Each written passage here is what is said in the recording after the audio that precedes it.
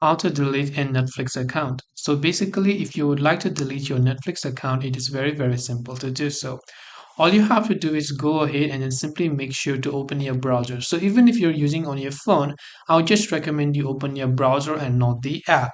So go to your browser and go to netflix.com and log into the account that you want to delete. Just click on the profile icon from the top right and simply navigate to the option that says account, or you can directly go to netflix.com/account on your browser. Once you're here on the left hand side, you want to go to the option called security. Under security, you want to scroll a bit further until you find this box that says delete account. All you have to do is just click on the delete account button right there, and once done, it will ask you to verify it. So you can email a code to your email, and once you've done the verification, your Netflix account will be successfully deleted. Just a small recommendation is that if you have got subscription, just make sure to cancel your subscription before you try to delete your account. So I hope this video helped you as to how you can delete account. If you have any questions, feel free to leave them down. Thank you for watching and see you in the next video.